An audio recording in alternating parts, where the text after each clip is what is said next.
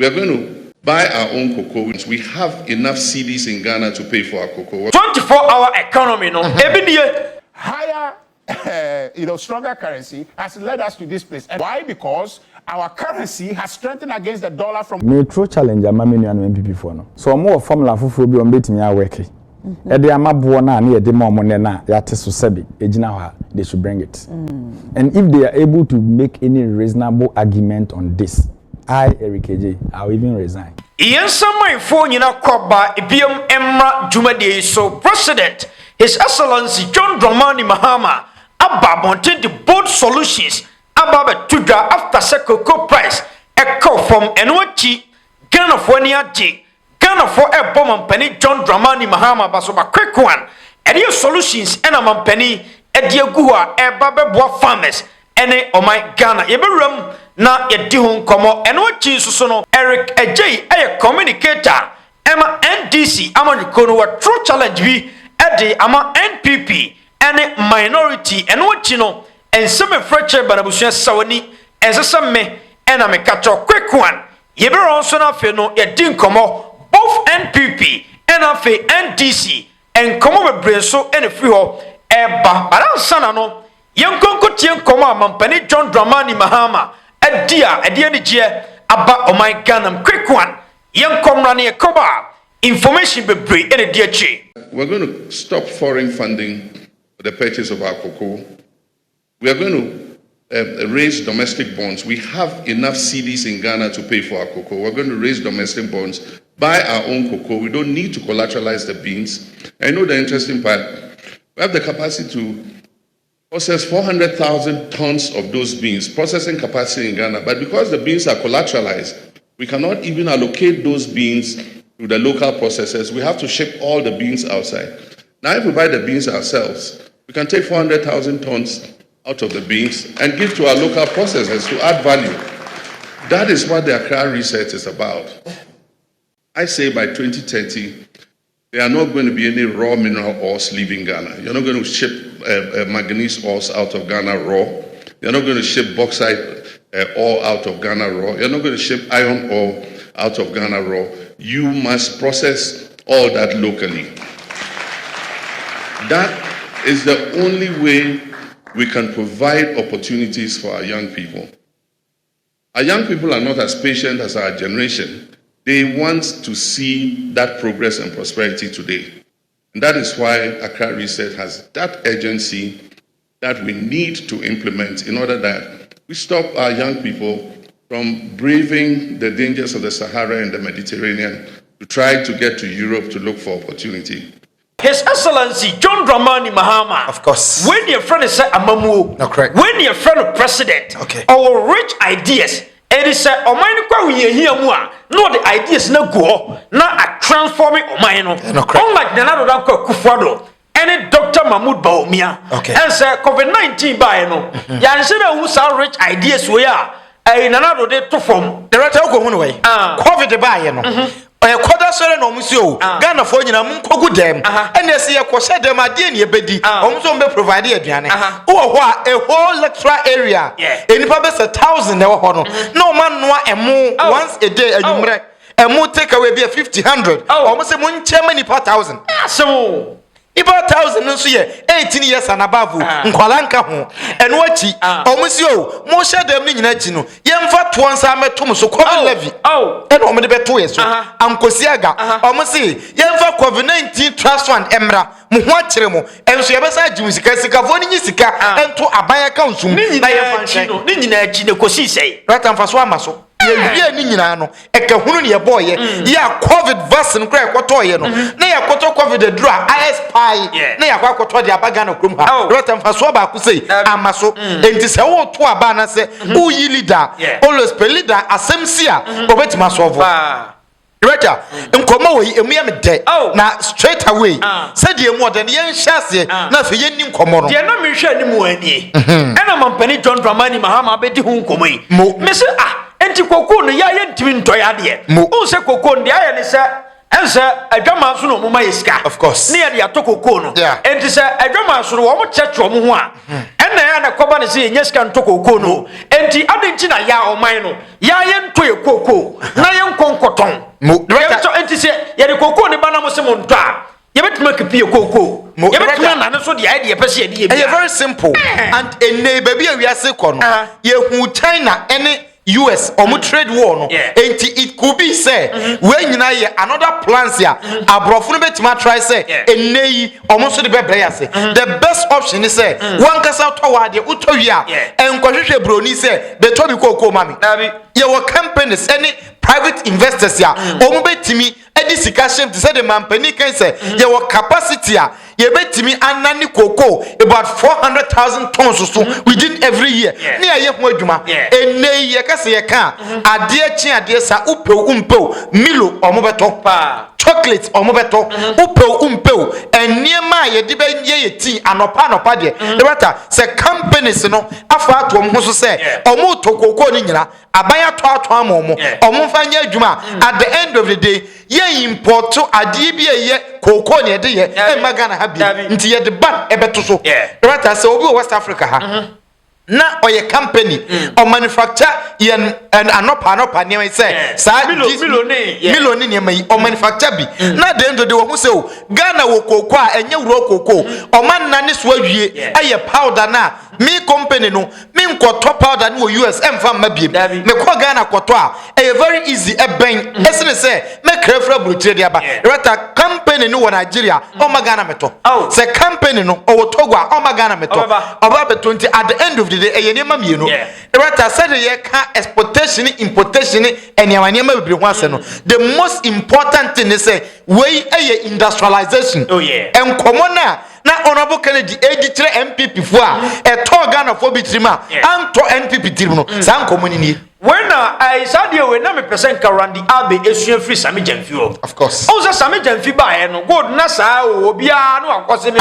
no de ko e di Sami Jamfi ba no so yentna se da bia ni se ye ne sa oman no ya betimi ato gold no enti wo ya no akoton gold oton gold na mo oman no ansa no oman ya di gold na kwa akoton e di se koko no ya anya ne sa emwa and a perfect example now their mind say we say so no okay we say by na ne da nyame ase because that situation we am ma enkasadwe we no ebia nka ye implementing in them because they okay sectors bi ho a ubenya si obi a odwene extraordinary into obe change niema to say Ghana Publishing Company nipa okoye no decide say omunya adwuma 3 shifts a day into omunde omoye 24 economy enei na ekada ho wotue save sika to ho amoman no right Sami Jamfi dey an example seka randia be etime dwene outside the box ehun niema we ya ankanya mampani ene ba beka sebre koma start o ma de dada na mampani mom edi sika ba be chem mampani mom de ho ba be chem na after that no se bill na se de ko parliament ya the matter no munyina supervise na de ko parliament but se wo hwe se de ade si ko ya but God been so good na yenyanya obi a na dwimu dobro so a o koko sector ho de adwen we beba nti nyankopon ne pese okay ene e bibinsi se nyanya mempo ne pese bibinsi a ye nipa se bibisi a yesua de frim ti de asi no ena out of it pampani na hu se enei yentimi ntoaso nye adedada na ye na no na ye expect different results say ye per results for there yen change yensa the matter yensa na ebe change no everything I say bianca se to ya de no ebe sense so create employment too the matter eho any baby a me main focus ewo na de me de wo me say so check koko a afi 2024 Ghana as a country ye ton koko about $1.7 billion. The rata ye ka economy ho asem ye ka adwuma ho asem se sa koko ni tena krom ha na private investors ato koko $1.7 billion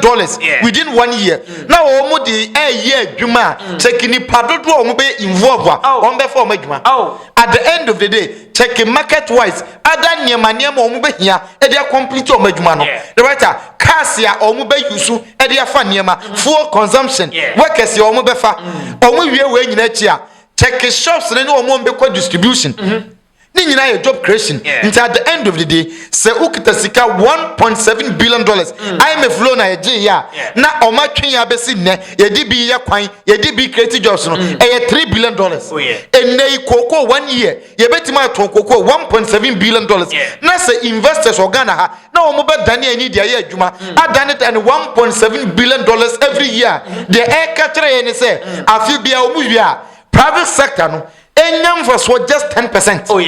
aban nyamba so 10% economically ye an economy no ebe grow more than they always expect no.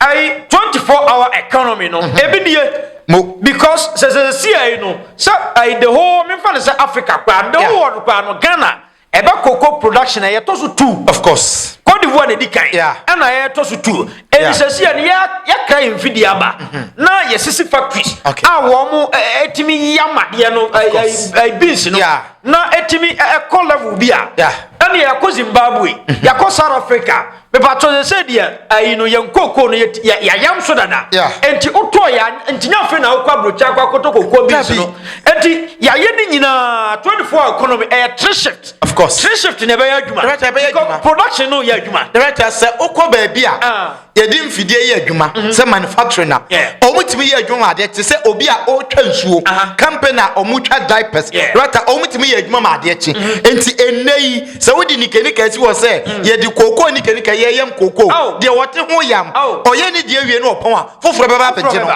de all sesa gum opon a foforo beba de all load agu kam opon a foforo beba na driver ni ne bebra na driver ni de ban times no opon a anadwono driver ni foforo so de beko director this are certain things ya enei 24-hour economy ya okan ye pesika de asem sika ho ayeden indirectly privatization no private companies no omudi sika over 1.5 billion dollars everybody be share economy nim for sa cocoa production kwa because aban say omo enough cities omudi beto cocoa no aban to wia aban ni mrebe because auto magana for Ghana here and it's a private companies etimi to dia na kire say omo over 1.5 billion dollars da ho a omudi ba be ye adwuma wo my Ghana at a time rata san komo we nyam komo fun eyen komo a oye Ghana ni a rata so do husem mani aje o at this stage e was woni je mani aje because so woni anye a minim the next issue a ebeba ma woni aje me kan say me papa okay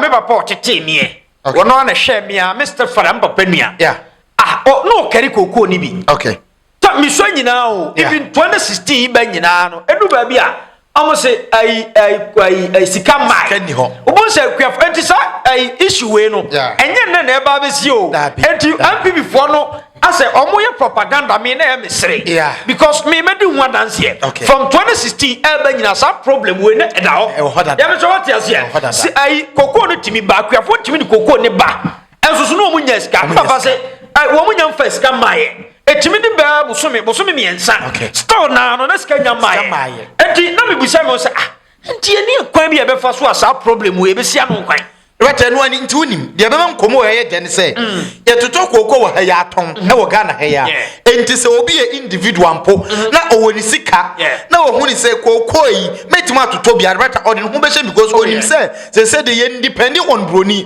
companies no have demand dey very high e ba san so competition bebam rata enei say obi wo company o mo ye milo Ghana ha na wo foforo nso woni de na wo huni say at the end of the year say mitimi to cocoa 50,000 tons of cocoa na me de ye adwuma ye me milo no na me nyamfa so 2 million Ghana cedis say mitimi double me effort wa na me to 100,000 me nyamfa so 4 million Ghana cedis fine empemfa so everybody are oye into business empemfa so na mampani nkomo no ansi ho but a latter part no very important ye ka industrialization ye ka jobs ye ka sika but aside cocoa die ye wo other industries say epeja youth ni na benya adwuma ye but some minerals sector no one sector ye pel drive ye economy no control niema mampani dia no ka ho say ye nhihye by the end of 2030 adie bia ni ho a eya asase ma gudi a obefa no woro a odi be free Ghana ha kwada adio na metete yakwasi kokwai gold first yakoton a yenya se be 10% kitwa bi oil ye pie Ghana ya oil no there was a timer oil no Ghana percentage na enru 10 asa enti enei ye to oil okrom ha na ye the oil no amanfo na etuko se we ye company na won ye de amawa now instructions ne say yetimi ye implementation wi a director una wutu alright ye gitum but utu wi a na ne oil no so ha ye wo refinery tema oil refinery asha say ye adwuma enti na ne so na Ghana bo ho no omunya adwuma nye enti wo beton a o ton final product na eye petrol ye wie ho adwuma nyina no e na wo ton ama petroleum companies enti wontimi mfa petrol ya na ne so ye bibia ye wa ha emfiri ha say filling stations and as a fuel station bia company bi omo UK omo meton free hanko omo pe raw product no ene raw product no enko right Mampeni John Mahama Ghana for you only one task.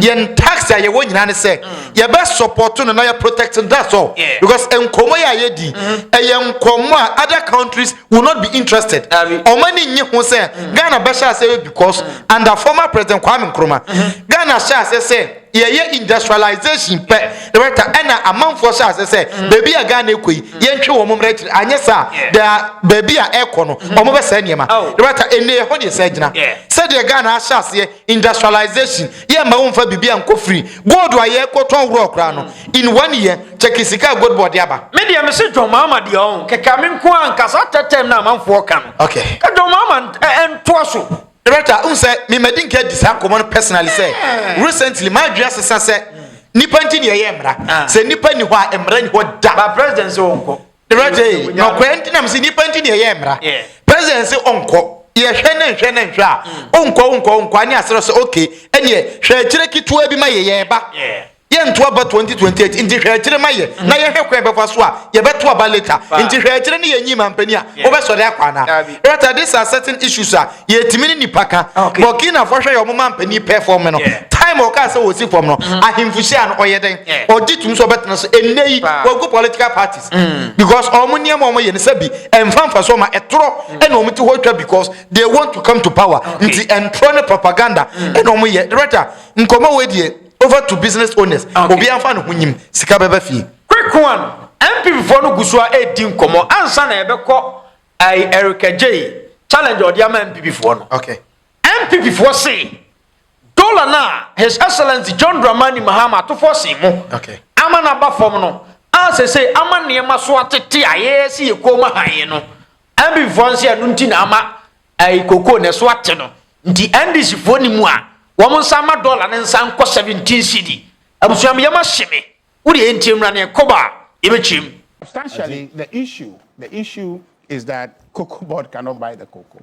Their trading position has become difficult. Why? Because we have gone out there, artificially valued our currency, and there's empirical and theoretical basis to say that that leads to where we are. Okay, so it's not just people saying this out of nowhere. Okay, so the point, no, there's empirical basis. There's empirical and theoretical basis that supports that. No, even IMF, the financial system has the forex market has not been re-engineered. You just don't have the conversation. It's a result of pure strategic policies. No. That are yielding results. It's a trading position that you have run yourself into because your currency has been overvalued. Which is resulting, which is artificially. Well, please. What do you mean by the overvaluation of the currency? But the point is bringing a new topic. No. That's what he's brought us here. Finance, so we can discuss finance. If you want us to do that. Peter, how can you not allow me to make my point? It's just a summary I'm going to give. But truly, higher or stronger currency leads to higher export prices. Therefore, the cost for your foreign buyers goes up and they switch away from you. That's why you sold dollar for 17 cedis. Please. That is why the CEO of Cocoa Board is telling you that our cocoa has become expensive. Why? Because our currency has strengthened against the dollar from where he's selling this. And that is good. And so, but you see the effect. I'm saying that there is an empirical basis. So we should allow it to depreciate. All right, you understand? So the problem we have now, it is not. Wait. The problem we have now is not Cocoa Board's debt. Okay, it is not. It is not any factor of mismanagement. That is a conversation. No. I'm saying that the mismanagement is a problem on its own that we can look at. The reform conversation deals with that. But the present situation with Cocoa Board, where they are struggling and telling us that their cocoa, suddenly Ghana cocoa has become expensive. So please, how does mismanagement cause your cocoa to become expensive? Okay, so the point is that, please, Peter, don't do this. So the problem is that higher, stronger currency has led us to this place. And the reason our currency is stronger is not because we have any export or advantage, but we have artificially strengthen the currency That's not true. to make it so it is here. So when we have done that, what we have done on one end, we are pricing the exporters of our country out of the market. They are not competitive, and that is Cocoa Board's problem, and not all the reformers. I think that we can have those. Yes. Thank you very much. Thank you. I think you've made your point. It's not a problem. The problem is that we're talking about. You've made your point. I think that But you should have. He didn't allow me to make the point. But the point is that. Just to conclude. A summary. No, just the point that you have made, Alfred, is that just to conclude for you. You went on a different tangent. But he's distracting me. But the point is ended. Simple. The point I'm making is that you have an export-import situation, and all of that depends on your currency. Okay? When you strengthen your currency, your export suffers. And you expect the market forces to strengthen that naturally. But where you have gone into the market artificially to strengthen your market without understanding the effect on your export, this is where you get to. And that's why we are here. Okay, Commander. Yeah, Director. When I begin back, I say, NPP4, I didn't be any team. Director Winnie. MPP for no. MPP na was no. Bebre na omo bro no wa kwadwuma. Enu ntina omo ma dollar no cost so sana na. Na Director, I agree. Enu ntia. Because omo dwe omo say dollar cost ro a. Koko de koto e beji sika bebre. Nte betimi edi sika kwafo ne pena momo. But unim sa dollar so cost ro no. Na majority of Ghanaians na ebre. Na nteno na mi bisa say Omo ankasa leader, Dr. Mahmoud Bawumia say, if the fundamentals are weak, the exchange rate will expose you. Inti say a cedi no, a very weak ya. The writer says cedi no kofoma. Na say we economy no bibia wa no, enye papa. Enti yikoko ne bo be kosoro na bibia wo man ma ban ne ye no enye papa o man ne bebo no ye pene sa enega na ye kaso te dollar ko 17 NPP di koko bo e ko 36,3,600 Ghana cedis no 3,100 enti koko ko 3,100 Ghana cedis no the right sika say no mkoton koko jiba ya o mudi tu Ghana kan bi eni asem say no mton ye sika bebre because na ye to Ghana koko that time na dollar no wosoro e wosoro no na ye koton koko na ye sika kese no no mine te say no mine te say na Ghana fo ani ade ana ti die ntina da bia na omo sakobo bu say because ye to koko na ye to ye gisika bebre di ba fie ade ntina na omo san bobusia e che aban bia say enna no abigi kwa ye calculation simple calculation wa ha no na NPP time a omo de satana ne ma na ekoyi dollar no de na dollar no was 70 tie koto koko na yenyeska that time no na cement o ka se uchi dan a koko one bag no na timi to cement 24 bags and the cocoa 1 bag yat so kwa na adwoma ma akuye wa mo akuafo the same 1 bag no eto cement 35 bags there are 20 difference no 10 to 11 bags 1 bag of cocoa cement do a ebeto ama no there machine niam biase NPP for gino mobile binku na Ghana for gino mobile nti wasema na okase 2024 abato no na ye Ghana for against NPP no e ho ne se gira nei there NPP for adwen ye omo se dollar ne kosoro a eno no mo mani je Ghana for nzu susu se dollar ne kosoro a emaniema boye din ukodwoma ye ntimi ntoniema there bibia kosoro enti ebasa Ghana for ho betire wo mo enti Ghana for ankasa mpese dollar be kosoro but NPP for adwim no e was dollar e kosoro there enti NPP be den e no ma win election eni asem the Ghana for ne pe no eni se dollar be ba fom sidi ho be den NPP for say omo so de omo pese sidi ni mom kofom na dollar ho ye den se de be omo koton koku a omo benye sika bebrebe omo koton gold ba omo benye sika bebrebe dollar ne ko 17 no gold NPP koton ba ye no dia de no omo sika ne ye the better ye de omo ya hye wonsa bu omo ni Ghana for ye twa tax upon say dollar ko sura we exportation a udi sika ba fie ye be mo sika bebrebe ni nyina chi no the better went man nya a lot of sika odi be ye adwuma afa ebusia na wo bro oba obese we na the taxes begu ye so uye ye ti contractors ya omo madwuma wa nya sika ama wo mo any ya to abetia wo within 1 year new government aba exchange rate no e favor ye eniema shase ekoyie uye dede say because of cocoa sector ni nkwanti no ye ma economy ni nsai na cocoa sector ni nkwanye yi na we national communications director NPP communicators e wo Ghana nyina de o control wo munye Enti ono ne nkomo nie o. Enti how much more communicate bia or constituency level. Nkoma obedi a kire o. Right enti we ye nkoma mpanfo ni sia they discuss say ye ba power NPP for ye the dollar because 17. That is the idea. Na baby o ho ye me nwa pa ni. Director ka semane to Ghana ni trim convince ordinary Ghanaians ni say problem na aba no ye solution ni. Only solution. Abi on twinche. Obetna ho a. O say dollar na akosoro ni ntina say nyina gitum say problem na ba wie. The ya problem na ba de ehia. Ya jetum say problem na say wie. Kwan be ne wo so be solve. Rota akwada se bi wakodi agro. E na wakwa ni ti akoka duantem. Kwan of house di ni ti shem ehia. De be ya mu be yi ni tina pie no. Eno na ye important. NPP Janchai Katre said, Akolani Tino, or the Fasur, no, you go remember, or the fine, and win here. Nansama walk a crowd, don't be said, Sir Dr. Mahmoud Baumia, every near. Yeah. And Cadola not do 30 cities. Oh, of course. Sadola quote 30 cities, and Casabre a year say. You can't say, I put through. Director, I am telling you, say. And can fuel 1 gallon. The button 126. And Cabronia and came it to the director, a muya or more crab by all car exportation. Yen a bomb say near my best for Tobados, but say a cassia can of crab. A raw materials in Quani exporting, and Tivolu is sharp. And near my imported by Ghana, a dozen be breaching near my exporting. And at the end of the day, so we importation in dozen. Now currency no a woo, but an occurrence say near my debony and a board, Oma for.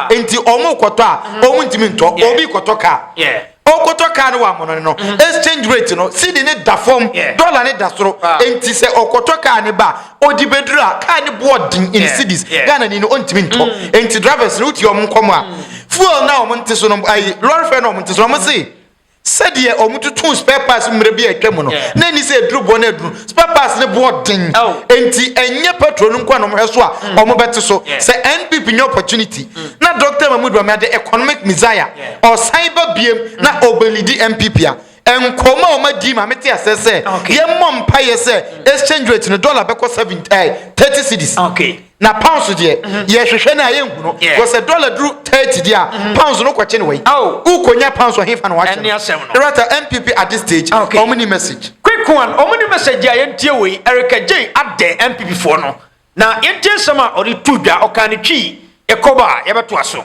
na government you can say your man farmer for 66% or no your man 475 that was 2016 2017 your last time you fear kunya so no into hwe share na ye dem akuafo ne den na 475 no prevailing market rate na the calculation na tonnage na ebenya 11,000 and ye share ye and na buy no fa 33% so 33% no sa administrative cost ye ne we mo sa ne ma na na ye de so NPP be fear kunya so a eno na no mo de boy it say de na make ho asemi auto bag no over $10,000 sa time no $1 ay 15.5 cedis and this all multiplier na you can say per ton no bottle dinsia ton no ubenya 157,650 nti se eba ni be divided the ma 11 bags na what tonnage no mu a na bag ba ko bia be ma 9,583 as at that time and ye campaign yes oh say ye ton bottle bia na wo se kwani ni ya 9,000 then na umma kwani no be 6,000 or 6,500 na buy them for the aka no any administrative expenses ni de keka ho no almost there be na ombe ma kwani ni mum 3,000 na aban no afa 6,853 meaning say omuma kwani no be 30.4% and aban no fa over 60% ye how we are kokan ye nyina ani and dey ya by me true challenge ama me nuanu MPP for no so omo formula foforo bi ombetimi a work e dey amabo na na ye dey ma omo ne na yate so sebi ejina ha they should bring it and if they are able to make any reasonable argument on this Eric J I'll even resign. Yes, a challenge to their minority group. And I mean, say me akojo upon kroma mokasa. So omo de omo formula timi bande. Say world market price ni say net here. Interest rate say net here. Yes, say enye de na ye enye better. Me say ye de na enye no omo alternative. Say de me resign de ahye kokwa kwafo ni monyam. I'm telling you the facts. Dey sini enye obi ade. Enye obi ade. Even de aba ye ka ho asemu ya bo na de aba no ye kushia kokoa mu ansa na ye ba abonten no aban ne beboka over 1.8 billion Ghana cedis. Okay, Commander. Yeah, Director. Eric Ejay. Of course. And sir, wakili adiana simple. We are Juma. Also, the NPP for solutions bia. What you move famra? Solution bu ha ye betimi atoko ko na bo dia. Wo move famra. Director, but then wo press conference no wo kasa bia no a. NPP for kasa de but who solution bia o. Director, eno na ya na em no kakra say. As opposition party, enya wo de ni say ube dede nkwa who provide alternative solutions e de ma aban no say ade we de wo ye enya ye e say na wo sa wo ye no nti aban na ntie na wo ye ono ne de na anya yi a na Ghana fo adwen akero mo say opposition fo no kra ka say ye we ya enye ne mum ye nya we nti wo ye opposition de na ke ye na cha aban no so odin nti ye to aba ye nya aban no na opposition ni maye ne de no maye hwe enei MPP fo ne ka kire say omo ba no ma be dede omo ni solution enti say ya ba mu bu aban no hompo a omfa solution bia ma on board da ye be da ka say fa wo de ne bra ne be try maye hwe wo de be ye kra ya dream maso press conference omo ye nyina no oman kire say ebia price no 3006 but say ka ban ye say ya ade na tiaba from kran ka ban betuma to no 3006 na anasa tiaba from kran go betuma to even 3000 wo de do mo kan say John Mahama promise say obo de koko be ko 6000 but ene he de koko abedu but that time at to force kasa no me do bia me kam say at to force wan kan wro sa wo oye emphatic with percentage what's the percentage enti Erica J kasa no or the percentage this have shame what ene say uto koko na offer over 64% and that's 65% na o the 34 emeku anim onsa ngu koko no so ma no on man fertilizer na aban foforo aba the better onu mum emekwani no over 70% or say ngu koko no so ama no or say man fertilizer at better person o ka de na kire enti o be say yin ntum say aban ni nimadwuma aban na wo man nipa no 70% ene wo na wo man 34% ya ono say chen fertilizer no o si say nipa no nimadwuma yempam no yempa wo metna ho these are not reasons e betimi the MPP aba power but baby a many NDC for no problem ni on Erica J communication obi etie